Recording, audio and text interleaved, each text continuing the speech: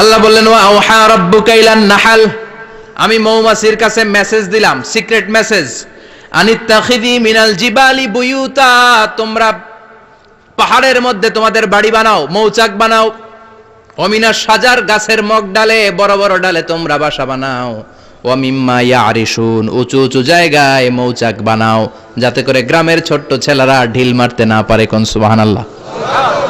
মৌমাছির আল্লাহ শিখাই দিছে, নিচু জায়গায় কোনোদিন মৌমাছির বাসা দেখবেন, নিচু জায়গায় সহজে নাগাল পাওয়া যায়, ধরা যায়, কথা কন, ডাল বে মগ ডালে ওঠা লাগে মধু খাইতে চাইলে, চিল্লায় বলেন ঠিক কিনা। আল্লাহ সিক্রেট মেসেজ দিলেন আর বললেন আনিত্তাখিযি। আলেম যারা আছেন বলেন তো, ইত্তাখিযি এটা কি মুজাক্কারের সিগা না মুয়ান্নাসের সিগা? মুয়ান্নাস, মাশাআল্লাহ। এটা স্ত্রীবাচক শব্দ। আল্লাহ মৌমাছিকে যে মেসেজ করছে পুরুষ মৌমাছিরে কয় নাই, এটা নারী মৌমাছিরে কইছে। চিল্লায় এখন সুবহানাল্লাহ। এখন গবেষণা করে দেখা গিয়েছে, কার্ল ভন ফ্রিচ একজন অস্ট্রিয়ান বিজ্ঞানী, উনি এটা নিয়ে গবেষণা করে 73 সালে 1973 নোবেল পেয়ে গেছে। এই আয়াতের উপর গবেষণা করে আল্লাহ কেমন করে সিক্রেট মেসেজ দিয়েছেন, কেমন করে মৌমাছি মৌচাকের বাসা বাঁধে, কেমন করে মধু আহরিত হয়, এটার উপর গবেষণা করে উনি একটা বই লিখেছেন, দ্য ডান্সিং বিজ।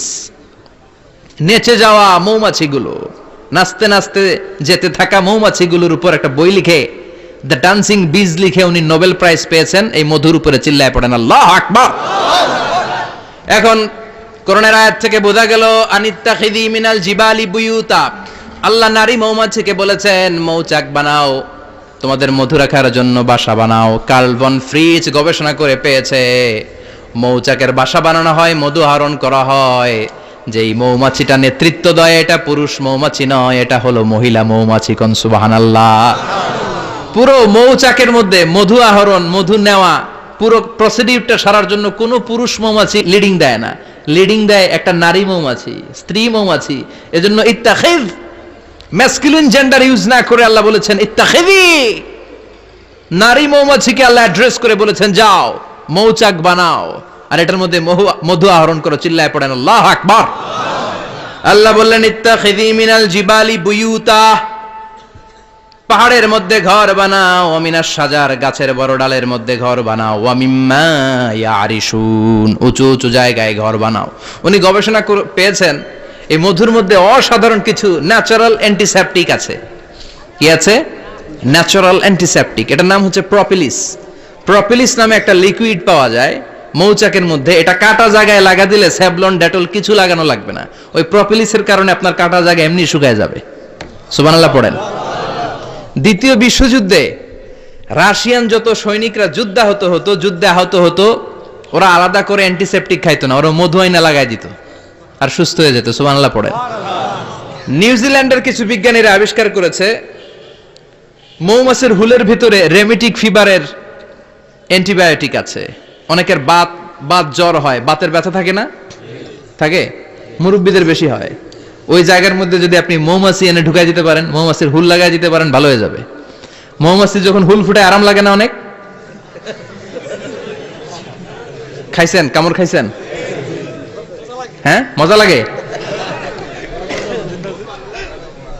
তো নিউজিল্যান্ডের এই গবেষকরা এরা আবিষ্কার করেছে যে মৌমাছি যদি হুল ফুটিয়ে দেয়, ওইখানে বাতের ব্যথা থাকলে, বেদনা থাকলে এটা ভালো হয়ে যাবে। আমি নিজে দেখেছি, বিবিসি একটা ডকুমেন্টারি, ইজিপশিয়ান একজন ফিজিশিয়ান, চিকিৎসক, উনি ওনার বাতের ব্যথায় আক্রান্ত যত রোগীরা আছে ওদের গায়ের মধ্যে মৌমাছি এনে এনে নিজে নিজে হুল ফুটায়, রোগী চিৎকার মারে ও মাগো, ও আল্লাহ গো, কিন্তু একদিন পরে ব্যথা নাই, আর কয় ভালো হয়ে গেছি।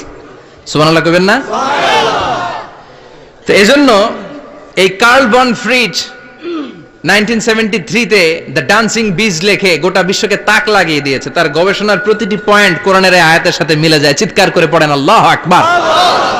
এই যে আমরা মধু খাই, এই মৌচাকের ভেতরে অন এন অ্যাভারেজ অ্যারাউন্ড 60,000 মৌমাছি থাকে। 3 ভাগে, একটা হচ্ছে কুইন বি, একটা মেল বি, আর একটা হচ্ছে ওয়ার্কার বি।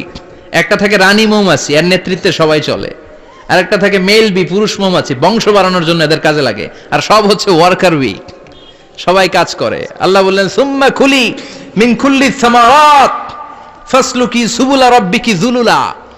আল্লাহ সিক্রেট মেসেজ দিয়ে বললেন গাছের উপরে বাসাবাদ, পাহাড়ের উপরে মৌচাকের বাসাবাদ, উঁচু উঁচু জায়গায় তোমরা তোমাদের বাসা বাঁধো। সুম্মা কুলি মিন কুল্লি সামারাত, এরপর এলাকার যত মিষ্টি মিষ্টি ফুল আছে, ফল আছে, ওখান থেকে রস নিয়ে আসো। সুবহানাল্লাহ। পুষ্প রস সংগ্রহ করে মধুগুলো, এটার বলে sweet nectar. They collect the sweet nectar from the flowers. এবং মধুর মধ্যে এত চমৎকার জিনিস থাকার কারণ হচ্ছে মৌমাছিগুলো ওই এলাকার সব ধরনের ফুল, ভালো ভালো সুগন্ধযুক্ত ফুল ফল থেকে রস নিয়ে আসে। তো ওই গাছগুলোর মধ্যে বনাজি গাছ আছে না নাই? ঔষধি গাছ আছে না নাই? এজন্য মধুরে বলা হয় সব রোগের ঔষধ। যত বনাজি ঔষধি গাছের নির্যাস আর পুষ্প রস আছে, সব আল্লাহ মধুর ভিতরে ঢুকায়া মধুকে আল্লাহ ন্যাচারাল ভ্যাকসিন বানিয়ে দিয়েছেন। চিল্লায়ে পড়েন আল্লাহু আকবার। আল্লাহ বললেন সুম্মা কুলি মিন কুল্লি সামারাত, সব ফল আর ফুল থেকে এই নেকটার পুষ্পরস নিয়ে আসো। ফাসলুকি সুবুলা রাব্বিকি যুলুলা, যেমন যেমন গিয়েছিলা পথ চিনায় আবার ফিরে আসো। ইয়াখরুজু মিন বুতুনিহা শারাব, এরপর তাদের পেট থেকে বের হয় শারাব। মুখতালিফুন আলওয়ানু, এক একটা মধুর কালার হয়ে যায় এক এক রকম। কোন সুবহানাল্লাহ। সরষে ফুলের মধু একটু সাদা সাদা হয় না? আমি হচ্ছি মধু খাওয়ার পোক। আমি দেশে বিদেশে যেখানে গিয়েছি ফ্রেশ হানি আমি অনেক খুঁজেছি। ইয়ামানি একটা মধু পাওয়া যায়, ইয়ামানের সাওয়াহিলি এলাকায়, পাহাড়ি এলাকায়, একেবারে কুচকুচে কালো। আবার অনেক মধু আছে কিছুটা খয়েরি এবং হলুদ বর্ণের, কিন্তু সরষে ফুলের যে মধুটা এটা অনেকটা সাদা। এই পুষ্পরস নিয়ে মৌমাছিগুলো মৌচাকের মধ্যে ঢেলে দেয় না, এগুলো খেয়ে ফেলে। প্রত্যেকটা মৌমাছির পেটের ভেতরে আল্লাহ দুইটা করে স্টোমাক দিয়েছে, পাকস্থলী। সুবহানাল্লাহ পড়েন। এটাই কার্ল ভন ফ্রিচ দ্য ডান্সিং বিজ বইয়ের মধ্যে লিখেছে গবেষণায়, যে দুইটা পাকস্থলী। একটা পাকস্থলী দিয়ে মৌমাছি খায়, নিজে খেয়ে বাঁচে, আর একটা পাকস্থলী দিয়ে এই ফ্লাওয়ার নেক্টার পুষ্প রস সংগ্রহ করে ওই পাকস্থলীতে রাখে। ওই পাকস্থলীর ভেতরে আল্লাহ একটা ন্যাচারাল এনজাইম দিয়েছেন, ওই এনজাইমের সাথে ওই পুষ্প রসটা মিক্সড হয়। তারপরে আরেকটা টিউব আছে, ওই টিউব দিয়ে মৌমাছি যে সেই বাসার মধ্যে মৌমাছি যে সেখানে সাপ্লাই করে দিয়ে আসে, মধু ঢুকিয়ে দিয়ে আসে। চিল্লায় পড়েন সুবহানাল্লাহ। তার মানে বিষয়টা এমন না ফুলের রস নিয়ে মৌচাকের দিয়ে আসলো, ফুলের রস সে নেয়, তার স্পেশাল একটা স্টোমাকের মধ্যে ঢুকায়, সেখানে এনজাইম দিয়ে পাচক রস দিয়ে আল্লাহ এটাকে সমৃদ্ধ করে দেয়। তারপর আলাদা একটা নল দিয়ে টিউব দিয়ে মৌচাকের ভেতরে ঢুকিয়ে দেয়। কোন সুবহানাল্লাহ। কি অসাধারণ পদ্ধতিতে আল্লাহ মধু বানালেন। আর কি সুন্দর মধু হাতের মধ্যে লয়া জিব্বা দিয়া চাটে আর গান গায়, মধু হই হই বিষাবাইলা। আছে না নাই? আল্লাহ শুকরিয়া নাই? মধু খায় আর গান গায়, মধু হই হই বিষাবাইলা, অনহারনে ভালোবাসার দাম নদিলা। আছে না নাই? ডাকাইত। এই মধু খেয়ে শুকরিয়া করতে হবে কার? চিৎকার করে বলেন শুকরিয়া করতে হবে কার? আল্লাহ বললেন ইয়াখরুজু মিন বুতুনিহা, এটা মধু সরাসরি চলে আসে না, ওর পেট থেকে বের হয়। মুখতালিফুন আলওয়ানুহু, বিভিন্ন রঙের মধু আছে না নাই? ব্ল্যাক কালারের মধু হয়, হোয়াইট হানি হয়, অর্গানিক হানি হয়, ক্রিমড হানি হয়। কত ধরনের মধু যে আল্লাহ পৃথিবীতে রেখেছে তার ইয়ত্তা নাই। এরপর আল্লাহ বললেন ফিহি শিফাউন লিন্নাস, মধুর ভিতরে শিফা দিয়েছে কে? আল্লাহ। এজন্য বিশ্বনবীর খাদ্য তালিকার মধ্যে মধু আছে না নাই? বিশ্বনবী সুগন্ধযুক্ত ওলা মধু খেতেন, দুর্গন্ধযুক্ত ওলা কোনো মধু মুখে নিতেন না। সুবহানাল্লাহ। বিশ্বনবীর জামানায় মাগাফির নামে একটা মধু ছিল, দুর্গন্ধযুক্ত, এটা কখনো বিশ্বনবী মুখে নিতে চাইতেন না। সুগন্ধযুক্ত মধু সবসময় বিশ্বনবী খেতেন। বিশ্বনবীর স্ত্রীরা এই সুগন্ধিযুক্ত মধু বোতলের মধ্যে প্রিজার্ভ করে রাখতেন বিশ্বনবীকে দেওয়ার জন্য। বিশ্বনবী প্রাণ ভরে এগুলো পান করতেন। সুবহানাল্লাহ। বিশ্বনবী যে সমস্ত খাদ্যগুলো পছন্দ করতেন হাদিসে এসেছে, বিশ্বনবী রুটি খেতেন, খেজুর খেতেন, খেজুর, খেজুর চিনেন? বালাহ, তামার, দুধ খেতেন, এই মধু খেতেন, জব খেতেন, বার্লি খেতেন, লাউ খেতেন, রুম্মান, ডালিম ফল, আনার ফল, আনার চিনেন? আনার, এই আনার খেতে পছন্দ করতেন বিশ্বনবী। মাশরুম খেতেন, মাশরুম, মাশরুম চিনেন? ব্যাঙ্গের ছাতার মতো। রেস্টুরেন্টে ইদানিং মাশরুমের স্যুপ পাওয়া যায়, এটা খাবেন। যাদের চোখের জ্যোতিতে সমস্যা, দৃষ্টিতে সমস্যা খাবেন। হাদিসে এসেছে আল কামআতু মিনাল মান ওয়া মাউহা শিফাউন লিল আইন। মাশরুম হলো মান্না সালোয়ার মতো খাবার। মাশরুমের স্যুপ যারা খাবে, চোখের জ্যোতি যাদের কম, তাদের চোখের জ্যোতি বাড়িয়ে দিবে কে? বুখারীর বর্ণনা, কানা রাসূলুল্লাহ ইউহিব্বুল হালাওয়া ওয়াল আসাল, বিশ্বনবী মিষ্টান্ন খেতে বড্ড পছন্দ করতেন, আবার বিশ্বনবী বেশি বেশি মধু খেতে পছন্দ করতেন। সুবহানাল্লাহ। কোরআনে দুইটা জিনিসের ক্ষেত্রে আল্লাহ শিফা যোগ করেছেন, যে দুইটা জিনিসের সাথে সম্পৃক্ত হলে শিফা। এক হচ্ছে কোরআন পড়লে শিফা, অনুনাজ্জিলু মিনাল কোরআনি মা হুয়া শিফা। আবার কোরআনে এই আয়াতের ক্ষেত্রে বলা হয়েছে শিফা ফিহি শিফাউন লিন্নাস। এজন্য সাইয়েদানা ইবনে মাসউদ এই উম্মাকে উদ্দেশ্য করে বলেছেন, আলাইকুম বিশিফাইন, তোমাদের উচিত দুইটা জিনিস থেকে শিফা নেয়া। এক হলো কোরআন, দুই হলো আসাল মানে মধু। কোন সুবহানাল্লাহ। কোরআন তেলাওয়াত করলে অসুস্থরে সুস্থ করে দেয় কে? সূরা ফাতিহা তেলাওয়াত করলে অসুস্থকে সুস্থ বানিয়ে দেয় কে? আবার মধু খেলে সুস্থ বানিয়ে দেয় কে? মধু খেয়ে প্রশংসা করবেন কার? নাকি মধু হই হই বিষাবাইলা বলবেন এগুলা কখনো? খাঁটি মধু খেতে হবে। খাঁটি মধু চিনার উপায় হচ্ছে এটাতে পিঁপড়া জমে না, এটা ফ্রিজে রাখলে জমাট বাঁধে না, এটাতে দুর্গন্ধ হয় না। এক গ্লাস পানির মধ্যে এক ড্রপ মধু ছেলে দিলে এটা পানির সাথে না মিশে একেবারে নিচে চলে যায়। খাঁটি মধু খেতে হবে। তাহলে ফিহি শিফাউন লিন্নাস। কত কিছু দিয়ে যে আল্লাহ এটাকে সমৃদ্ধ করেছেন। এটার মধ্যে গ্লুকোজ আছে, এটার মধ্যে সুক্রোজ আছে, ফ্রুকটোজ আছে, প্রোটিন আছে, মিনারেলস আছে, ক্যালসিয়াম আছে, ভিটামিন আছে। খাইলেই শরীর গরম হয়ে যায়। সুবহানাল্লাহ। এজন্য শীতকালে বেশি বেশি খাবেন, জাম্পাল লাগবে না। শীতকালে মধু খেয়ে রাত্রে বেলায় বের হবেন, আর মাফলার পেঁচিয়ে বেরোয়া লাগবে না। সুবহানাল্লাহ পড়েন। তার মানে আল্লাহ বললেন ইয়াসিন ওয়াল কোরআনিল হাকিম, প্রজ্ঞাময় বিজ্ঞানময় কোরআনের কসম।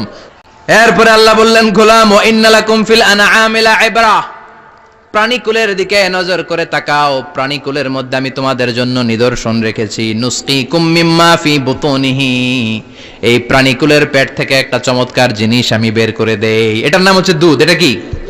দেখেন, একই আয়াতের মধ্যে আল্লাহ মধুর কথাও বললেন, আবার দুধের কথাও বললেন। দুধটা কিভাবে হয়, উৎপন্ন হয়, মধু কেমনে হয়, ইঞ্চি ইঞ্চি কথা এই কোরআনের ভেতরে তুলে ধরলেন কে?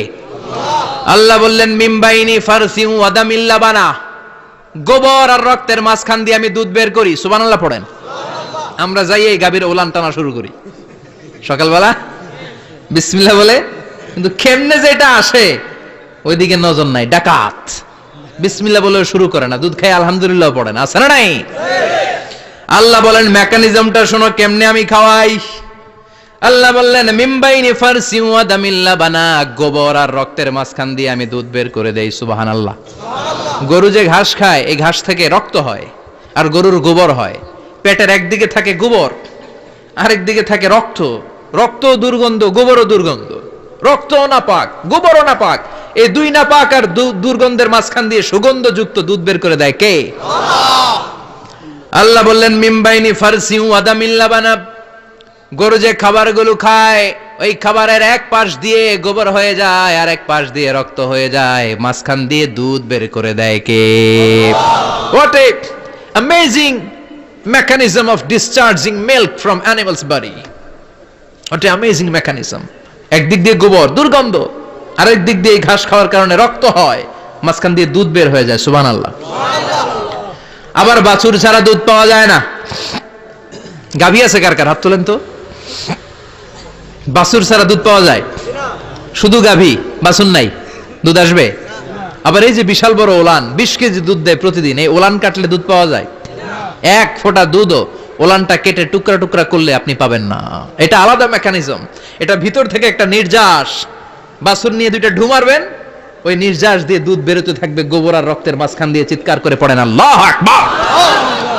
এজন্য বিশ্বনবী বলতেন বেশি বেশি দুধ খাও। দুধ হলো সুষম খাদ্য। পৃথিবীতে আবিষ্কৃত যত খাবার আছে, দুধের চাইতে ভালো খাবার আছে নাকি? কথা কন। মানুষ পানি খেয়ে 3-4 দিন বাঁচে জানেন, আর পানির মধ্যে লবণ দিলে 7-8 দিন বাঁচতে পারবেন। আর দুধ পাইলে আজীবন বাঁচবেন আপনি। দুধ খেয়ে যদি হজম করতে পারেন, দুধ খেয়ে হজম করতে পারলে আজীবন বেঁচে যাবেন। সুষম খাদ্য।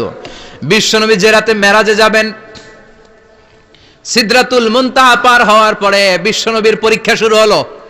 বিশ্বনবীকে বুখারীর বর্ণনা 3টা গ্লাস দেয়া হলো। কাদাহ ফিহি লাবান, এক গ্লাসের মধ্যে দুধ ছিল, ওয়া কাদাহ ফিহি আসাল, আর এক গ্লাসের মধ্যে ছিল মধু, আর এক গ্লাসের মধ্যে ছিল মদ। কাদাহুন ফিহি খামার। বিশ্বনবীকে 3টা গ্লাস দিয়ে বলা হলো নবী চুজ করেন কোনটা নেবেন। এক গ্লাসে মধু, আর এক গ্লাসে দুধ, আরেক গ্লাসের মধ্যে বিশ্বনবীকে দেয়া হলো মদ। বিশ্বনবী বললেন যে এই গ্লাসের ভেতরে দুধ আছে, আমি ওই পেয়ালাটা নিলাম। সাইয়েদনা জিব্রাইল বললেন, ইয়া রাসূলুল্লাহ আখাস্তাল ফিতরা, আপনি যেমন নিছেন তেমন। সুবহানাল্লাহ কইবেন না?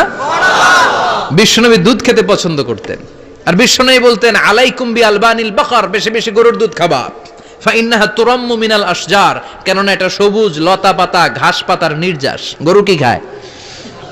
ঘাস খায় না? এই ঘাসের নির্যাস হচ্ছে দুধ। বিশ্বনবী বলতেন বেশি বেশি দুধ খাবা। ফিহি শিফা, এর মধ্যে শিফা আছে। ফি লাবানিহা শিফা ও লুহমিহা দা, গরুর দুধে আছে শিফা, গরুর গোশতের মধ্যে আছে রোগ। সুবহানাল্লাহ কোন কত বড় ফিলোসোফার বিশ্বনবী। বিশ্বনবী বলে গিয়েছেন গরুর দুধ বেশি খাও, কিন্তু গোশ বেশি খাইও না।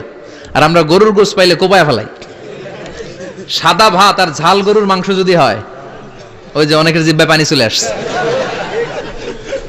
সুবহানাল্লাহ কইবেন না? বিশ্বনবী বলতেন দুধ খাও, গোশ খাইও কম। গরুর গোশত কম খাবা, গরুর দুধ বেশি খাবা। সুস্থ রাখবে কে? আল্লাহ। আবার বিশ্বনবী মায়েদেরকে বলেছেন, ও মায়েরা, সন্তান হওয়ার পরে 2 বছর দুধ খাওয়াবা। আল্লাহু আকবার।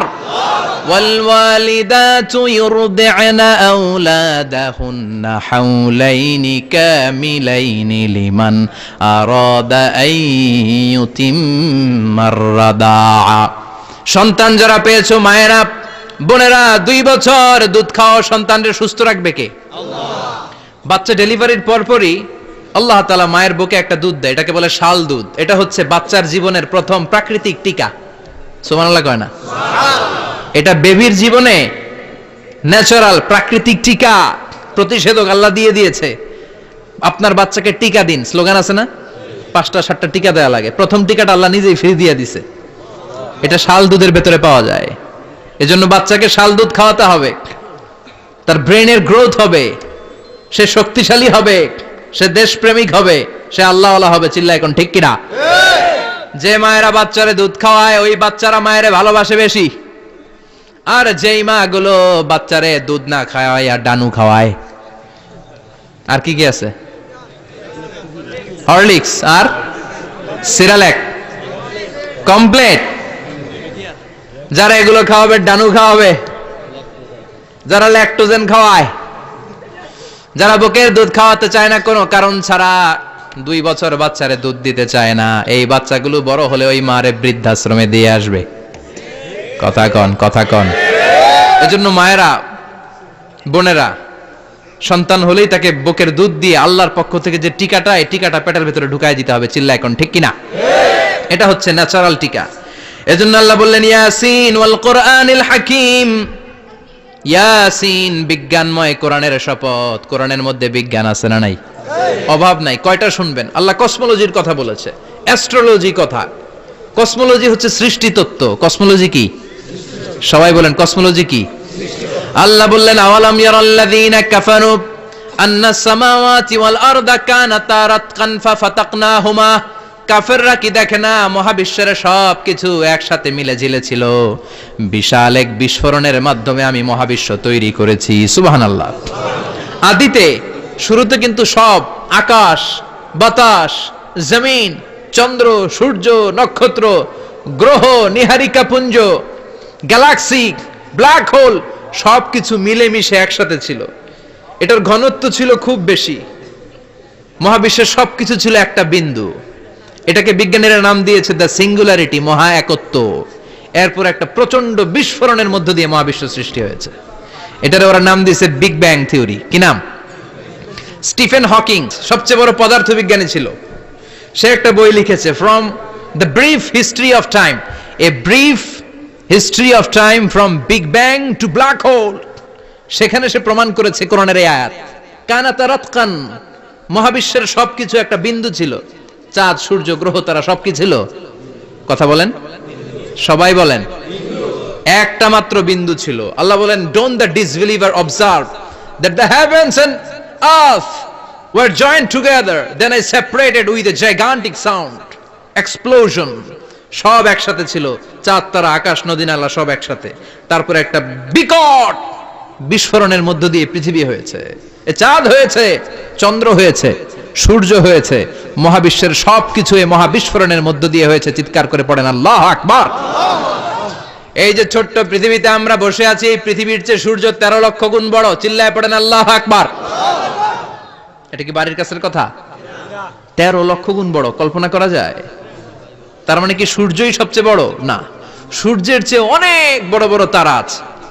ব্যাটেলজিউস নামে একটা তারা আছে মহাকাশে, যেটা যে সূর্য পৃথিবীর চেয়ে 13 লক্ষ গুণ বড়। এই ব্যাটেলজিউস তারা সূর্যের চেয়ে 33 কোটি গুণ বড়। এই ব্যাটেলজিউস তারাটাই কি সবচেয়ে বড়? না, এর চেয়েও কত বড় তারা যা আছে কোনো হিসাব নাই। এরকম বিশাল বিশাল তারা ঘুরতে ঘুরতে মাওয়াকিউন নুজুম, ব্ল্যাক হোল নামে একটা রেঞ্জ আছে। এই রেঞ্জের মধ্যে যদি ঢুকে যায়, ছোট্ট বাচ্চার মুখে চকলেট দিলে বাচ্চা যেমনি চকলেট চুষে খেয়ে ফেলে, এই বিশাল বিশাল তারাগুলো ব্ল্যাক হোলের মধ্যে ঢুকলে এক মুহূর্তের মধ্যে নিঃশেষ হয়ে যায়। চিল্লায় পড়েন আল্লাহু আকবার। এজন্য আল্লাহ বললেন ফালা উকসিমু বিমাওয়াকিউন নুজুম, এই তারকা নিঃশেষ হওয়ার যে জায়গাটা, এই জায়গার কসম আমি কোরআনের মধ্যে খেলাম। এই ব্ল্যাক হোলের রেঞ্জের ভেতরে তারা আসলে মুহূর্তের মধ্যে নিঃশেষ বানিয়ে দেয় কে? একটা তারার চেয়ে আরেকটা তারা বড়। এরকম হাজার কোটি তারা মিলে আমাদের গ্যালাক্সি। এই গ্যালাক্সির নাম হচ্ছে মিল্কি ওয়ে। কি নাম? আমাদের গ্যালাক্সির নাম কি? সবাই বলেন তো। Milky way. কি নাম?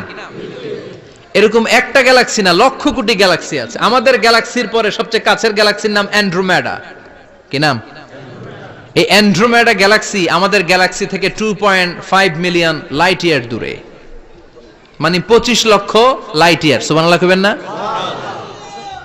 আলোর গতি হচ্ছে পৃথিবীতে সবচেয়ে বেশি বর্তমান সময় পর্যন্ত, জানেন? সেকেন্ডে কত মাইল? 1,86,000 মাইল। এক সেকেন্ডে আলো ছুটে 1,86,000 মাইল বেগে। এত বেগের কোন প্লেন বা রকেট নিয়ে যদি আপনি আমাদের গ্যালাক্সি থেকে মিল্কি ওয়ে থেকে অ্যান্ড্রোমেডাতে যেতে চান, তাহলে আপনার 25 লক্ষ বছর লেগে যাবে। সুবহানাল্লাহ বাড়িতে যায় বললেন। এরপর আল্লাহ বললেন ওয়াস সামাআ বানাইনাহা বিআইদিন ওয়া ইন্না লামুসিউন, আকাশ আমি বানালাম, গ্যালাক্সি আমি বানালাম, বানানোর পর থেকে সবগুলোরে আমি প্রশস্ত করতে শুরু করে দিলাম। সব ছিল ক্ষুদ্র, একটা বিন্দুর মধ্যে আমি বিস্ফোরণ করলাম একটা আওয়াজ দিয়ে। আওয়াজটা ছিল কুন। আওয়াজটা ছিল কি? জোরে কোন, আবার কোন। কুন ফায়া ইন্নামা আমরুহু ইযা আরাদা শাইআন আন ইয়াকুলা লাহু কুন ফায়াকুন। আল্লাহ যখন কিছু করতে চান শুধু বলেন কুন, শুধু বলেন বি। কুন মানে বি, ইট ওয়াজ, এটা হয়ে যায়। হও বলতে দেরি। এই মহাবিস্ফোরণের নেপথ্যে যে শব্দটা ছিল সেটা ছিল কুন। সেটা ছিল কি? আল্লাহ কুন বলতে দেরি, মুহূর্তের মধ্যে বিগ ব্যাং, বিশাল এক্সপ্লোশন, তারপর থেকে মহাবিশ্ব ছড়াচ্ছে। আল্লাহ বলছেন এই কোরআনের ভেতরে বলে দিয়েছেন ওয়া ইন্না লামুসিউন, আমি এই মহাবিশ্বকে, এই গোটা ইউনিভার্সকে আমি প্রতিনিয়ত সম্প্রসারিত করছি। প্রতিনিয়ত এটা বড় হচ্ছে, সম্প্রসারিত হচ্ছে। চিল্লায় বলেন আল্লাহু আকবার। আজ থেকে মাত্র 20 বছর আগে এটা তারা আবিষ্কার করেছে। এটা কোন সাল? 2000। 20 বছর পেছনে গেলে কত?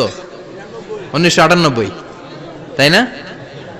এই 1998 সালে তারা আবিষ্কার করেছে সুপারনোভা কসমোলজি প্রজেক্ট। এই সুপারনোভা কসমোলজি প্রজেক্টে তারা এই সিদ্ধান্তে এসেছে যে মহাবিশ্ব কোন নামক এক বিস্ফোরণের পর থেকে যে সম্প্রসারিত হচ্ছে, আজ পর্যন্ত এটা শুধু বাড়ছে আর বাড়ছে, অ্যাক্সেলারেটিং হচ্ছে, এক্সপান্ডিং হচ্ছে, এটা কমছে না। কিয়ামত পর্যন্ত এটা বাড়তেই থাকবে। চিৎকার করে পড়েন আল্লাহু আকবার। এজন্য আল্লাহ বললেন ইয়াসিন ওয়াল কোরআনিল হাকিম, বিজ্ঞানময় প্রজ্ঞাময় কোরআনের শপথ। এই কোরআনের ভেতরে আমি কসমোলজির কথা বলেছি, অ্যাস্ট্রোলজির কথা বলেছি, জিওলজির কথা বলেছি, ফিজিক্সের কথাও বলেছি। সুবহানাল্লাহ। ফিজিক্স মানে কি? পদার্থ। পদার্থের সবচেয়ে বড় উপাদান হচ্ছে লোহা। লোহার কথা কিন্তু কোরআনে নাই। আছে? কই আছে? হ্যাঁ, সূরাতুল হাদিদ, লোহার নামে একটা সূরা দিয়েছে আল্লাহ কোরআনে। সুবহানাল্লাহ পড়বেন না? সূরার নাম সূরাতুল হাদিদ। সূরার নাম কি? চিল্লায় বলেন সূরার নাম সূরাতুল হাদিদ। হাদিদ মানে লোহা। আল্লাহ বললেন ওয়া আনজালনাল হাদিদা ফীহি বাসুন শাদীদ।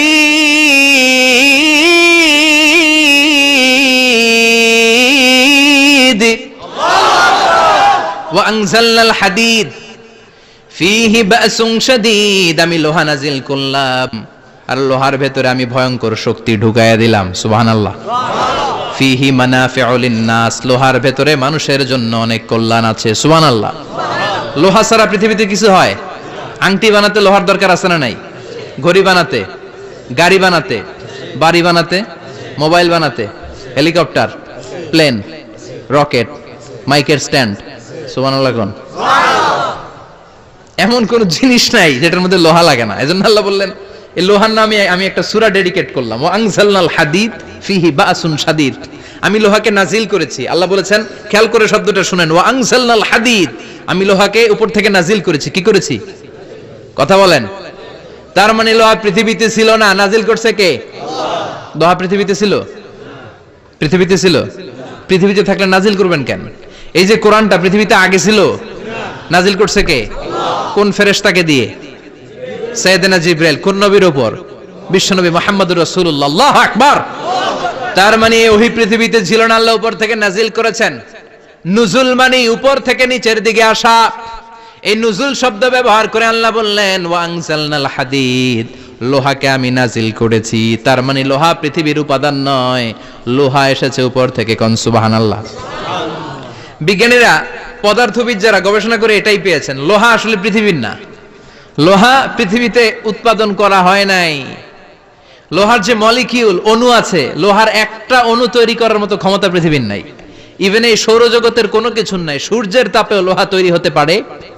লোহার ছোট্ট একটা অণু তৈরি করতে কমপক্ষে 1 কোটি ডিগ্রি সেলসিয়াস তাপের প্রয়োজন হয়। তার মানে এটা পৃথিবীর কোনো উপাদান নয়, এটা আনজালনাল হাদিদ। আল্লাহ বলেন, মহাবিস্ফোরণের কারণে গলিত অন্য কোনো তারার ভেতর থেকে লোহার উপাদান আমি পৃথিবীর ভিতরে এনে ঢুকিয়ে দিয়েছি। তার মানে পদার্থের কথা কোরআনে আছে না নাই?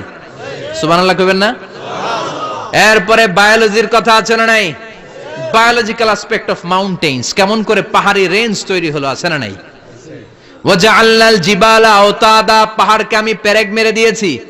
ওমিয়া কাঠের ভেতরে যখন পেরেক মারেন, পেরেকের বেশিরভাগ অংশ কাঠের ভেতরে ঢুকে যায়, উপরে দেখা যায় সামান্য, ঠিক কিনা? তো লোহা যদি আল্লাহ পেরেক মারেন, উপরে যা দেখা যায় এটা সামান্য, আসল পাহাড় তো মাটির নিচে। সুবহানাল্লাহ কইবেন না? আসল পাহাড় কোথায়? পেরেক যদি কাঠের মধ্যে ঢুকিয়ে দেন, পুরো পেরেকটা কাঠে ঢুকে যায় না, উপরে দেখা যায় কদ্দুর? সামান্য। পাহাড়ের যা আপনি দেখেন এটা তো পেরেকের মাথা, পুরো পাহাড়টা আল্লাহ জামিনের ভেতরে গেড়ে দিয়েছেন। চিল্লায় পড়েন আল্লাহু আকবার। আবার আল্লাহ বললেন, অমিনাল জিবালি জুদাদুম বিদু ওয়া হুমরুম মুখতালিফুন আলওয়ানু, আছে না নাই? ওয়া গারাবিবু সুদ, আল্লাহ বলেন নানা রঙের পাহাড় পর্বত মহাবিশ্বে আমি তৈরি করেছি। কোন পাহাড় হচ্ছে রক্তিম বর্ণের, কোন পাহাড়কে বানিয়েছি আমি কৃষ্ণ বর্ণের, কোন পাহাড়কে বানিয়েছি আমি শুভ্র বর্ণের, কোন পাহাড়ের রং কালো, কোনটা সাদা, কোনটা নীল, আছে না নাই? মহাবিশ্ব যখন তৈরি হয়েছে, পৃথিবীর মধ্যে 7টা টেকটনিক প্লেট তৈরি হয়েছে। 7 tectonic plates create the mountain range on earth. পৃথিবীতে এই পাহাড় তৈরির কারণ হচ্ছে 7টা প্লেট, এগুলোরে 7 টেকটনিক প্লেট বলে। এই প্লেটগুলোর কারণে পৃথিবীতে এই রং বেরঙের পাহাড় তৈরি হয়েছে। কত রঙের যে পাহাড় আছে। আরব বিশ্বে পাথরের পাহাড়, বাংলাদেশে মাটির পাহাড়, ব্রুনাই, সিঙ্গাপুর, ইন্দোনেশিয়াতে যদি যান আরেক ধরনের পাহাড়।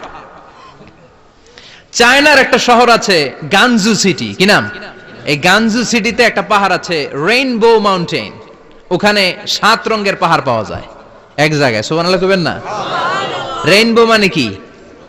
রংধনু। রংধনুর কয় রং? কথা কন। ছোটবেলা আমরা মুখস্থ রাখতাম, বেনিয়া সহকলা, বেতে বেগুনি, নিতে নীল, আতে আসমানি, শতে সাদা, হতে হলুদ, কতে কালো, লাতে লাল। সুবহানাল্লাহ নাই? মনে রাখার কি অসাধারণ পদ্ধতি।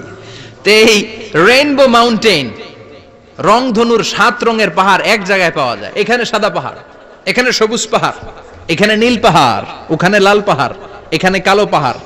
এই চায়নার গানজু সিটিতে আল্লাহ তাআলা 7 রঙের পাহাড় এক জায়গায় রেখেছেন। চিৎকার করে বলেন আল্লাহু আকবার।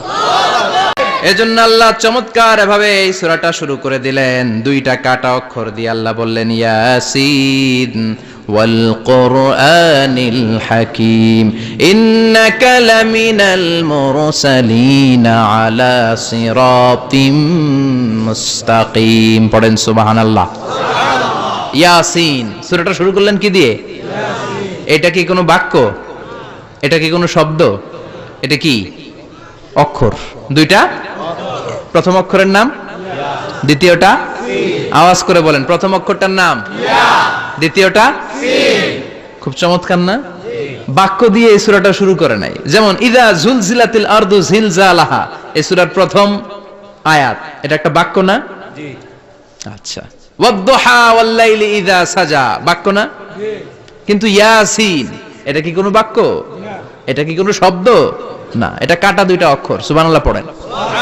আল্লাহ 114টা সূরার প্রায় 29টা সূরা এরকম কাটা কাটা অক্ষর দিয়ে শুরু করেছেন। সুবহানাল্লাহ নাই?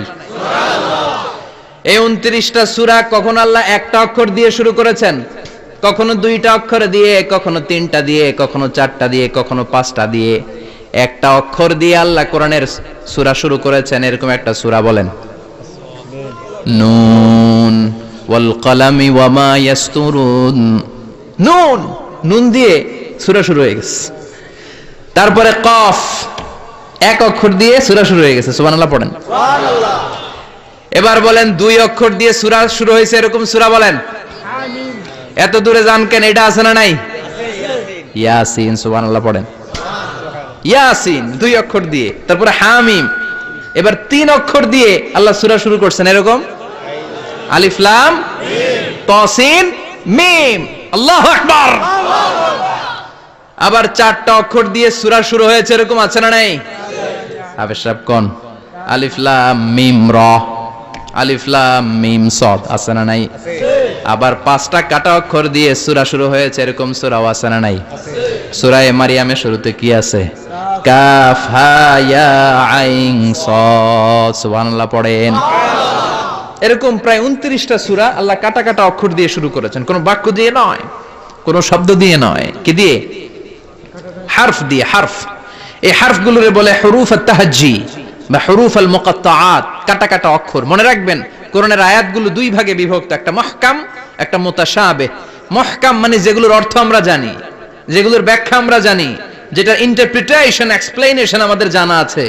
আর মুতাশাবিহ আমরা অর্থ জানি না, আমরা ব্যাখ্যা জানি না, এটা দিয়ে আসলে কি বুঝাইছে আমরা কেউ জানে না। জানে একজন, চিল্লায় বলেন তিনি কে?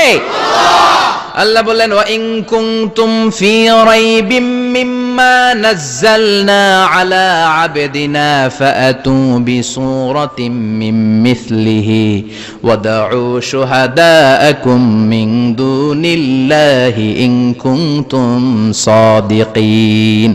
আল্লাহ বললেন ও জাহেলি যুগের লোকেরা, শোনো শোনো, এত আরবি কবিতা বানাতে পারো, এত গল্প লিখতে পারো, আরবিতে এত নোবেল বানাতে পারো, উপন্যাস বানাতে পারো, আর্টিকেল লিখতে পারো।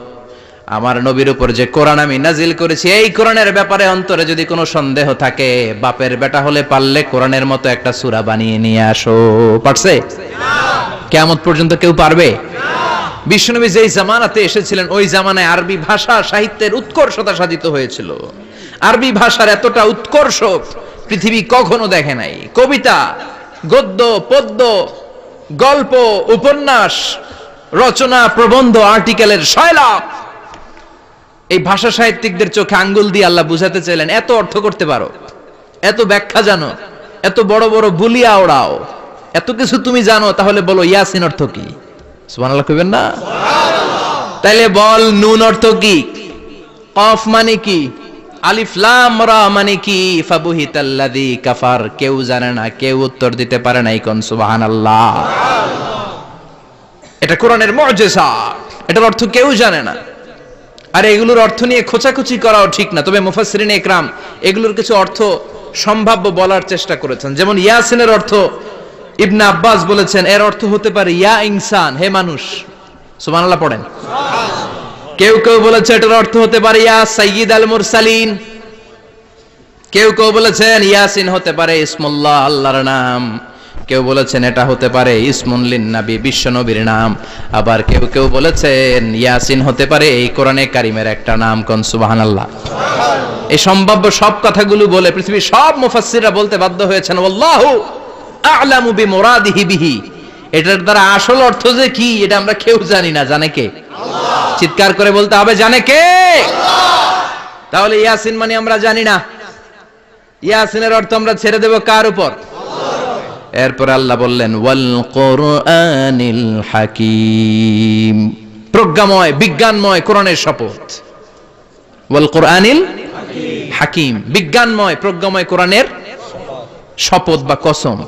ওয়াল কোরআনিল হাকিমে যে ওয়া, এই ওয়াটারে আরবিতে বলে ওয়া আল কাসামিয়া। কি বলে? ওয়া আল কাসামিয়া, কসম কাটার জন্য আল্লাহ ওয়া ব্যবহার করেছেন। যত জায়গায় কোরআনে আল্লাহ কসম কেটেছেন, ওই কসমের শব্দটার আগে ওয়া আছে না নাই? ও মিয়া, কোরআনে আল্লাহ সময়ের শপথ করেছেন, কসম কেটেছেন, যুগের কসম কেটেছেন। যুগের সময়ের আরবি হলো আল আসর। এই আসরের আগে ওয়া আছে না নাই? কি বলছে আল্লাহ? ওয়াল আসর, ওয়াল। আবার তিন ফলের কসম আল্লাহ কোরআনে কেটেছেন, কি বলেছেন? ওয়াত্তিন, মানে তিনের কসম। জাইতুনের কসম কেটেছেন, বলেছেন ওয়াজ জাইতুন। তুর পাহাড়ের কসম কেটেছেন, বলেছেন ওয়া তুর সিনিন। যত জায়গায় কসম তত জায়গায় ওয়াও আছে না নাই? পাহাড়ের নামে কসম কেটেছেন, আল্লাহ বলেছেন ওয়া তুর। সূর্যের নামে কসম কেটেছেন, আল্লাহ বলেছেন ওয়াশ শামসি ওয়া দুহাহা। সুবহানাল্লাহ কইবেন না? ফজরের নামে কসম কেটেছেন, কি বলেছেন? ওয়াল ফাজর। জিলহজ মাসের প্রথম 10 রাতের কসম কেটেছেন, কি বলেছেন? ওয়া লায়ালিন আশর। জোর আর বেজরের কসম কেটেছেন, আল্লাহ বলেছেন ওয়াশ-শাফঈ ওয়াল ওয়াতর। সূরা ইয়াসিনে কাটা কাটা দুইটা অক্ষরের পরে রব্বুল আলামিন কোরআনের কসম কেটেছেন, এজন্য আল্লাহ বলেছেন ইয়াসিন ওয়াল কোরআনিল হাকিম। ইয়াসিন ওয়াল কোরআনিল হাকিম, প্রজ্ঞাময়, বিজ্ঞানময় কোরআনের শপথ। কোরআনের মধ্যে বিজ্ঞান আছে না নাই? বেশি না কম? বিশ্বাস হয় না নাস্তিকদের কথা বিশ্বাস হয়? নাস্তিকরা বলে কোরআনের মধ্যে বিজ্ঞান নাই, কোরআনের মধ্যে সায়েন্স নাই, কোরআনের ভেতরে টেকনোলজি নাই। কিন্তু কোরআন বলে এমন কিছু নাই, মানুষের প্রয়োজনীয় এমন কিছু নাই যেটা আমার ভিতরে নাই। আল্লাহু আকবার। আল্লাহ বললেন মা ফাররাতনা ফিল কিতাবি মিন শাই, কিতাবের মধ্যে আমি কিছু বাদ রেখে দেই নাই। ইতিহাসের কথা বলেছি, পাতালপুরীর কথা বলেছি, ঊর্ধ্ব জগতের কথা বলেছি, মহাকাশের কথা বলেছি, cosmology, astrology, geology, zoology, botany, human anatomy, embryology, সব কিছুর কথা কোরআনের মধ্যে দিয়েছে কে? আল্লাহ। কোরআনের ভেতরে মানুষের কথা আছে না নাই? আছে। কোরআনের মধ্যে গাভীর কথা আছে না নাই? আছে। গাভীর কথাও আছে? আছে। কই আছে? হ্যাঁ, সূরাতুল গাভীর সূরা। সুবহানাল্লাহ কইবেন না? সুবহানাল্লাহ। মানুষের কথা আছে সূরাতুল ইনসান, জিনদের কথা আছে সূরাতুল জিন, মাকড়সার কথা আছে সূরাতুল আনকাবুত, মৌমাছির কথা আছে সূরাতুন নাহাল। মৌমাছির কথা বলেছেন, দুধের কথা বলেছেন, প্রাণীর কথা বলেছেন, খাদ্যের কথা বলেছেন, মানুষের দেহ বৈশিষ্ট্যের কথাও বলেছেন। চিৎকার করে পড়েন আল্লাহু আকবার। আল্লাহ বললেন ওয়া আওহা রাব্বুকা ইলান নাহলি আনিত্তাখিযি মিনাল জিবালি বুয়ুতাও ওয়া মিনাশ শাজারি ওয়া মিম্মা ইয়ারিশুন। সুবহানাল্লাহ পড়েন। ওয়া আওহা রাব্বুকা ইলান নাহল, আল্লাহ মৌমাছির কাছে সিক্রেট মেসেজ পাঠিয়েছেন। সুবহানাল্লাহ পড়েন। ওহীকে আরবিতে বলে সিক্রেট মেসেজ। ওয়াল কোরআনিল হাকিম, বিজ্ঞানময় কোরআনের শপথ, প্রজ্ঞাময় কোরআনের শপথ। বিশ্বনবী বলেন লা তুহসা আজাইবুহু, কোরআনের আশ্চর্যান্বিতার কোনো শেষ নাই। ওয়ালা তাবলা গারাইবুহু, কোরআন কোনদিন কারো কাছে পুরাতন মনে হয় না। ফিহি মাসাবিহুল হুদা, কোরআনের মধ্যে আছে হেদায়েতের মশাল। ওয়া মানারুল হিকমা, কোরআন হলো বিজ্ঞানের সুউচ্চ মিনার। লা তুহসা আজাইবুহু, কোরআনের আশ্চর্যান্বিতার শেষ নাই। যতই পড়বেন আপনি আশ্চর্য হয়ে যাবেন, যতই স্টাডি করবেন, যতই অধ্যয়ন করবেন, আপনার চোখকে খুলে দিবে কে? আল্লাহ। ওয়ালা তাবলা গারাইবুহু, কোরআন কখনো পুরাতন হয় না। পুরান হয় নাকি? যার বয়স 50 বছর ধরে নামাজি মানুষ, প্রতি নামাজের প্রত্যেক রাকাতে কোন সূরা পড়া লাগে? তো 50 বছর যদি কেউ নামাজি হয়, তাহলে কত লক্ষবার উনি সূরা ফাতিহা পড়ছে উনি নিজে জানে? তারপরেও কোনোদিন কি মনে হয়েছে সূরা ফাতিহাটা একটু পুরান পুরান লাগে? আজকে কুল হল্লা দিয়ে শুরু করুন, কথা বলেন। পুরান লাগছে কোনোদিন? এত পড়ছি এটা, আজকে আর এটা না, আজকে আর একটা, এরকম মনে হয়? ওয়ালা তাবলা গারাইবুহু, পুরান লাগে না। প্রতিদিন নতুন, প্রতিনিয়তই নতুন, অলওয়েজ নিউ, সব সময় নতুন। এজন্য বিশ্বনবী বললেন লা তুহসা আজাইবুহু, কোরআনের আশ্চর্যান্বিতার শেষ নাই। ওয়ালা তাবলা গারাইবুহু, কোরআন কখনো পুরাতন হয় না। ফিহি মাসাবিহুল হুদা, কোরআনের মধ্যে আছে হেদায়েতের মশাল। ওয়া মানারুল হিকমা, কোরআন হলো বিজ্ঞানের সুউচ্চ মিনার। সুবহানাল্লাহ।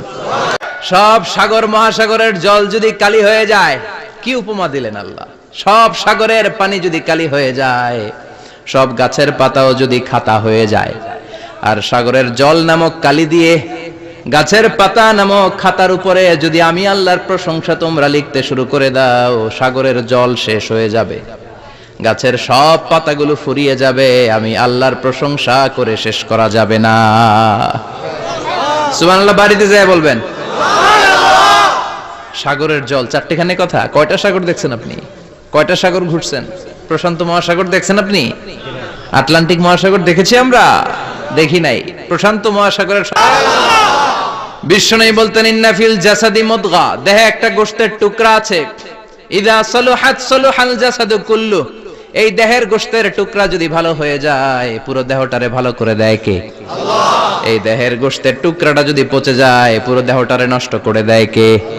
বিশ্বনবী বললেন আলা ওয়াহিয়াল কলব, ওই টুকরাটার নাম হলো কলব। টুকরাটার নাম কি? এজন্য কলবের মধ্যে আল্লাহর জিকির বসাইতে হবে। কি বসাবেন? নাকি আয়না বসাবেন? আয়না বসায় না?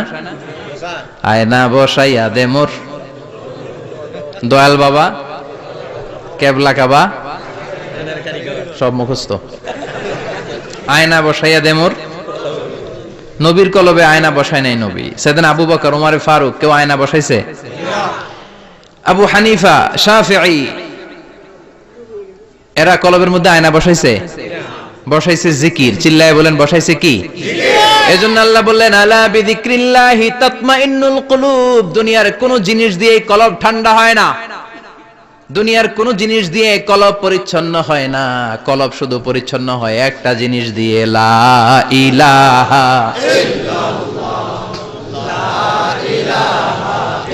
লা ইলাহা ইল্লাল্লাহু মুহাম্মাদুর রাসূলুল্লাহ সাল্লাল্লাহু আলাইহি ওয়াসাল্লাম। তাহলে কোরআনের একটা কলব আছে। আমাদের দেহে যেমনি কলব আছে, প্রতিটা প্রাণীর যেমনি কলব আছে, অন্তর আছে, কোরআনেরও কলব আছে না নাই? কোরআনের কলবের নাম? চিল্লায় বলেন কোরআনের কলবের নাম। আবার বিশ্বনবী বলতেন ইকরাউ আলা মাউতাকুম সূরাত ইয়াসিন, তোমাদের মুমূর্ষু ব্যক্তিদের সামনে বসে সূরাত ইয়াসিন তেলাওয়াত করো। রূহ চলে যাবে, মৃত্যুর একেবারে দ্বার প্রান্তে দাঁড়িয়ে এই মুহূর্তে তার পাশে বসে পড়তে আরম্ভ করেন ইয়াসিন ওয়াল কুরআনিল হাকীম ইন্নাকা লামিনাল মুরসালিনা আলা সিরাতিম মুস্তাকিম। ওই ব্যক্তির ঈমানের মৃত্যু দান করে দিবে কে? আল্লাহ। মৃত্যুর কষ্ট হালকা করে দিবে কে? আল্লাহ। আবার বিশ্বনবী বলতেন রাত্রিবেলা যে ব্যক্তি একবার সূরা ইয়াসিন তেলাওয়াত করে ঘুমাতে যায়, সকালবেলা নিষ্পাপ অবস্থায় তারে ঘুম থেকে জাগাবে কে? আল্লাহ। তাহলে এই সূরার মর্যাদা কম কম না বেশি বেশি? কলবুল কোরআন, এটা কোরআনের কলব। একবার পড়লে 10 পড়ার সওয়াব। আবার মুমূর্ষু ব্যক্তির সামনে বসে সূরা ইয়াসিন তেলাওয়াত করতে বলা হয়েছে। তাহলে মৃত্যুর কষ্টরে হালকা করে দেয় কে? আল্লাহ। আবার রাত্রিবেলা সূরা ইয়াসিন তেলাওয়াত করলে সকালবেলায় নিষ্পাপ বানায় দেয় কে? আল্লাহ। মনে থাকবে? কোরআনের কলবের নাম কি? ভুলে যাবেন না তো? বেশি বেশি তেলাওয়াত করতে রাজি আছেন? সকাল সন্ধ্যা তেলাওয়াত করবেন তো? সূরা ইয়াসিন ছাড়াও এই সূরার অনেকগুলো নাম তাফসীর গ্রন্থে পাওয়া যায়। এই সূরার একটা নাম হচ্ছে সূরাতুল কাদিয়া। সূরাতুল কাদিয়া, তাকদি হাজাতা কারিইহা। যে এই সূরা তেলাওয়াত করে, ওই তেলাওয়াতকারীর যে হাজত আছে, প্রয়োজন আছে, এই সূরার বরকতে আল্লাহ তার প্রয়োজন পূরণ করে দেয়। আমাদের জীবনে প্রয়োজন আছে না নাই? কার কাছে চাইবো? বিপদে পড়লে কারে বলবো? আমরা বিপদে পড়লে প্রথমে শেয়ার দেই ফেসবুকে। কোথায় শেয়ার? আগে শেয়ার দিব কার কাছে? মনে থাকবে? বিপদে পড়লে ফেসবুকে শেয়ার দিব না, বন্ধুরে শেয়ার করব না, বউয়ের কাছেও পরে শেয়ার করব, আগে শেয়ার করব কার কাছে? মনে থাকবে? এজন্য বিশ্বনবী বলতেন এই সূরার নাম সূরাতুল কাদিয়া, মানুষের হাজত পূরণ করে দেয়। এই সূরা তেলাওয়াত করে যদি আপনি আল্লাহর কাছে কোনো বিপদ থেকে পানা চান অথবা কোনো প্রয়োজন নিয়ে দোয়া করেন, সূরার বরকতে প্রয়োজনটা পূর্ণ করে দেয় কে? আল্লাহ। কেউ যেটা পারে না, পারে কে? আল্লাহ। কেউ যেটা দেয় না দেয় কে? কেউ যেটা শোনে না শোনে কে? তাহলে পেলাম সূরাতুল কাদিয়া। আরেকটা নাম আছে সূরার, সেটা হচ্ছে সূরাতুল আযীমা, সুমহান সূরা। কি সূরা? সুমহান, আযীমা। এই আযীম আর আযীমা এই শব্দ দুইটা অনেক দামি, আল্লাহ যে কোনো জায়গায় ব্যবহার করেন নাই। বিশ্বনবীর চরিত্রের উপমা দিতে যে আল্লাহ আযীম শব্দ বলেছেন, তাই না? রব্বুল আলামিন বলেন, ওয়া ইন্নাকা লাআলা খুলুকিন আযীম। ও নবী, সাধারণ কোন চরিত্র আপনারে আমি দেই নাই, আপনারে আমি দিয়েছি আযীম একটা চরিত্র, খুলুকুন আযীম। And verily indeed you are on a very good standard of character. অসাধারণ চরিত্র দিয়েছি। বিশ্বনবীর চরিত্র বুঝাতে যে আল্লাহ কি শব্দ ব্যবহার করেছেন? কথা বলে না, তাফসীর শিখে যেতে হবে। কোন শব্দ ব্যবহার করেছেন? আযীম। আবার আল্লাহ নিজের পরিচয় দিতে যে আযীম বলেছেন, ওয়ালা ইয়াউদুহু হিফযুহুমা ওয়া হুয়াল আলিয়্যুল আযীম। সুবহানাল্লাহ। আকাশ জমিনের নিয়ন্ত্রণ করতে যে আল্লাহ কখনো ক্লান্ত হয় নাকি? কারণ তিনি হচ্ছেন আল আলিয়্যুল আযীম। আল্লাহু আকবার। তার মানে নবীর চরিত্রের ক্ষেত্রে আযীম, আল্লাহর নিজের সত্তার ক্ষেত্রে আল্লাহ বললেন আযীম। আবার বললেন কিয়ামতের দিন গোটা পৃথিবীটারে আমি নাড়িয়ে দেব, গোটা পৃথিবীতে একটা আমি ভূমিকম্প দিব। এই কথাও কোরআনে আছে না নাই? ইযা জুলজিলাতিল আরদু জিলজালাহা আল কারিয়াতু মাল কারিয়া। পুরো পৃথিবী কাঁপিয়ে দিব। এই কাঁপাকাঁপিটা ওই দিনের ভূমিকম্পটা কি অন্যান্য সময়ের ভূমিকম্পের মতো হবে? এই ভূমিকম্পকে আল্লাহ বলেছেন আযীম। ইন্না জালজালাতা সাআতি লা শাইউন আযীম। সেদিনের ভূমিকম্প সাধারণ কোনো আর্থকোয়েক নয়, সাধারণ ভাইব্রেশন না, এটা আযীম। আবার আল্লাহ কোরআনকেও আযীম বলেছেন, ওয়ালাকাদ আতাইনাকা সাবআম মিনাল মাসানি ওয়াল কুরআনাল আযীম। ও নবী, আমি আপনার নিত্য পাঠনীয় সপ্তবাক্য সূরাতুল ফাতিহা দিয়েছি, সাথে সাথে কোরআনে আযীম দান করেছি। সুবহানাল্লাহ। তার মানে কোরআনের ক্ষেত্রে আযীম, কিয়ামতের ভূমিকম্প এটা আযীম, আল্লাহ নিজেও আযীম, বিশ্বনবীর চরিত্র আযীম। আবার এই সূরাটাও যেহেতু দামি, এজন্য এই সূরার নাম সূরাতুল আযীমা, সূরাতুল সুমহান সূরা। এটা যেন তেন সূরা নয়, এটা তো কোরআনের কলব। কলব ছাড়া মানুষ বাঁচে? হার্ট ফাউন্ডেশনে যেয়ে দেখবেন মানুষের কি অবস্থা। হৃদরোগ, হৃদয় যার নষ্ট, তার যে কত কষ্ট। এই যে কি পরানো লাগে এখন, রিং পরায়, এনজিওগ্রাম, এনজিওপ্লাস্টি করে আর্টারি ব্লক করে ফেলে। চর্বি, এত চর্বি আমরা খাই, এত গরুর গোশত আমরা খাই। মনে রাখবেন, যেই প্রাণীর পা বেশি ওইটার ভিতরে কোলেস্টেরল বেশি। মাছের কয় পা? হ্যাঁ, নাই, এখানে নাই, মাছের পাটা নাই, কোলেস্টেরল নাই। মুরগির কয় পা? জোরে বলতে হবে। তার মানে কিছু কোলেস্টেরল আছে না নাই? গরুর কয় পা? কোলেস্টেরল বেশি না কম? এইবার কোন চিংড়ির কয় পা? সবচেয়ে বেশি কোলেস্টেরল কন্টেইন করে শ্রিম্প, প্রন, চিংড়ি। এজন্য এগুলো কম খাইতে হবে। তবে 40-এর আগে যারা আছেন ধুমায়া খান, 40-এর পরে এই যে মাটন, ল্যাম্প, ছাগলের গোশ, খাসির গোশ, চিংড়ি, এগুলো আপনার ডায়েট থেকে বাদ দিয়ে দিতে হবে। বুঝতে পেরেছেন? এজন্য এই সূরাটা যেন তেন সূরা নয়, এটা তো কোরআনের কলিজা, হার্ট, হৃদয়। এজন্য সূরাটা সূরাতুল আযীমা। সুবহানাল্লাহ পড়েন। তার মানে 1 নম্বরে পেলাম সূরাতুল কাদিয়াহ, 2 নম্বরে পেলাম সূরাতুল আযীমা, 3 নম্বরে সূরার আরেক নাম হলো সূরাতুল মুইম্মা। সূরাতুল মুইম্মা। মুইম্মার 2 অর্থ। এক অর্থ হচ্ছে এটার বরকতটা আম, সবার জন্য, যেই পড়ে সেই বরকত পায়, এজন্য মুইম্মা। আবার মুইম্মার আরেক অর্থ হচ্ছে যেই সূরা শত্রুকে অন্ধ করে দেয়। কি করে দেয়? এই সূরার প্রথম 9টা আয়াত যদি বিপদে পড়ে, শত্রুর কবলে পড়ে আপনি তেলাওয়াত করেন, শত্রুর চোখটারে অন্ধ করে দিবে কে? আল্লাহ। বিশ্বনবী মক্কা থেকে যখন মদিনায় যায়, হিজরতের সময় বিশ্বনবী সূরাত ইয়াসিনের প্রথম 9টা আয়াত তেলাওয়াত করলেন। তেলাওয়াত করে আল্লাহর নাম নিয়ে ঘর থেকে বের হলেন। আশেপাশে কাফেররা ঘুরে কিন্তু বিশ্বনবীরে দেখে না, সবাই খালি এরকম এরকম করে, ডানে বায়ে হাতায়, বিশ্বনবীর সামনে দিয়ে যায়, কিন্তু কাফেরদের চোখ অন্ধ করে দিয়েছে কে? আল্লাহ। এজন্য কোরআন তেলাওয়াত করলে কাফেরদের চোখকে অন্ধ বানায় দেয় কে? আল্লাহ। এজন্য সূরার একটা নাম হচ্ছে সূরাতুল মুইম্মা। কি নাম? অন্ধ করে দেয়। তাফসিরে কুরতুবির মুসান্নিফ ইমাম আল কুরতুবি, উনাকে জালিম বাদশা বন্দী করেছিল। ওনার তাফসিরে এসেছে উনি শক্তিশালী লোক ছিলেন, জেলখানা ভেঙে বাঁচার জন্য দিছে দৌড়। উনারেও ধরার জন্য জালিম বাদশার সৈনিকেরা ঘোড়া নিয়ে রওনা হয়েছে। উনিও দৌড়ায়, ঘোড়াও পেছন থেকে আসে। ওমিয়া মানুষ কি ঘোড়ার দৌড়ের সাথে পারে? উনি হাঁটতে হাঁটতে হয়রান হয়ে এক বালুর ময়দানে যে ধপাস করে পড়েছেন। ওরাও ঘোড়া দিয়ে এসে নেমেছে, কিন্তু আজীব তামাশা, উনি বালুতে ধপাস করে পড়েই সূরা ইয়াসিনের প্রথম 9 আয়াত তেলাওয়াত করতে শুরু করেছেন। ওরা নিচে নেমে ডানে বায়ে সামনে পিছনে খালি খুঁজে, কিন্তু দেখে না, সামনেই কিন্তু বসা। ওদের চোখটার অন্ধ করে দিছে কে? আল্লাহ। বিশ্বাস হয়? ঈমান হয়? এজন্য বিপদে পড়লে সূরা ইয়াসিনের প্রথম 9 আয়াত পড়তে রাজি আছেন? আল্লাহ তুমি তৌফিক দাও। আর জোরে পড়েন আমিন।